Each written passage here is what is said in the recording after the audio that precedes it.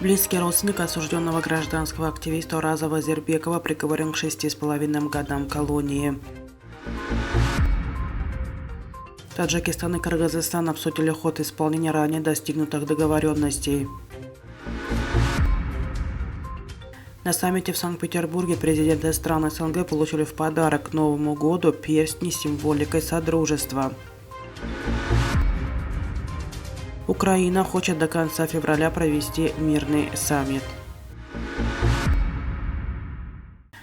Тахир Абдалбеков, бывший депутат Маджлиса Горно-Бадахшанской автономной области, экс-начальник управления жилищно-коммунального хозяйства Хорога и близкий родственник осужденного гражданского активиста Ураза Зербекова, приговорен к 6,5 годам колонии.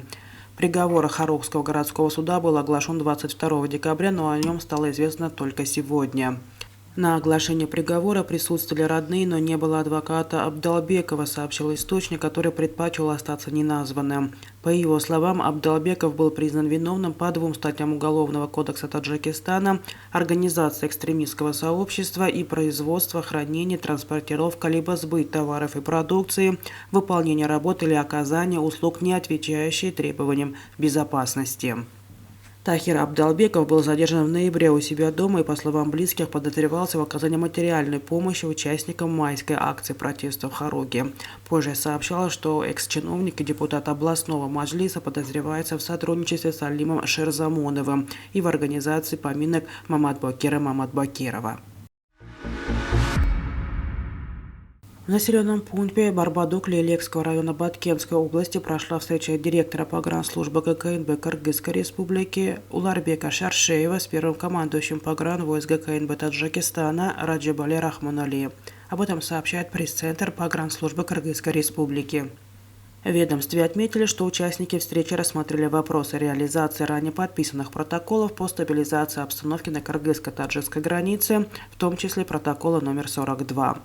Стороны были едины во мнении о том, что укрепление безопасности и доверия, сохранение спокойствия и стабильности на кыргызско-таджикской границе является важным вкладом в поддержание мира и стабильности в Центральноазиатском регионе, указано в сообщении ведомства. По данным погранслужбы, по итогам переговоров стороны решили продолжить работу совместной рабочей комиссии в 2023 году и не допускать действий, провоцирующих обострение взаимоотношений на приграничных территориях. Президенты стран СНГ, приехавшие в Санкт-Петербург на неформальный саммит, получили в подарок к Новому году перстни с символикой Содружества. Фото нового подарка появилось в телеграм-канале Пул-1. В сообщении отмечается, что 9 клубных колец подготовили специально к неформальной встрече лидеров СНГ. Неформальная встреча глав стран СНГ по инициативе президента России Владимира Путина началась 26 декабря в Санкт-Петербурге. В ней участвуют лидеры Беларуси Александр Лукашенко, Азербайджана Ильхам Алиев, Казахстана Касым-Жомарт Токаев, Таджикистана Эмомали Рахмон, Туркменистана Сердар Бердымухамедов, Кыргызстана Садыр Жапаров, Узбекистана Шавкат Мирзиёев и премьер-министр Армении Никол Пашинян. Она продлится и сегодня, 27 декабря. В понедельник президенты поговорили об итогах работы СНГ в 2022 году, о планах на перспективу и обсудили вопросы региональной и международной повестки, сообщается на сайте Кремля. В уходящем году многоплановое взаимодействие государств развивалось в целом успешно. Это подтверждает устойчивый рост товарооборота между Россией и всеми странами СНГ. За январь-октябрь он увеличился на 6,6% до 81,5 миллиардов долларов.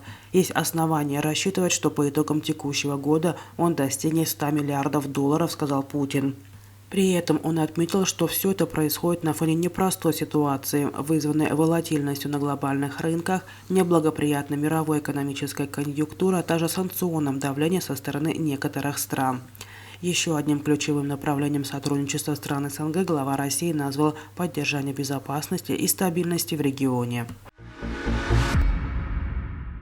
Украина хочет до конца февраля провести мирный саммит на площадке ООН, однако Россию можно пригласить только после Международного трибунала. Об этом сообщил глава украинского МИД Дмитрий Кулеба в интервью Ассоциации пресс. Посредником, по его мнению, мог бы выступить генсек ООН Антонио Гутерреш.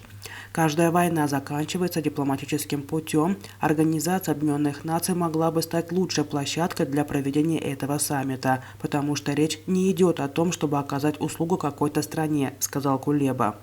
Кроме того, Дмитрий Кулеба сообщил, что благодаря специальному плану США обучение по использованию ЗРК «Патриот» пройдет в Украине в ускоренном процессе. Оно займет 6 месяцев, хотя обычно срок до года.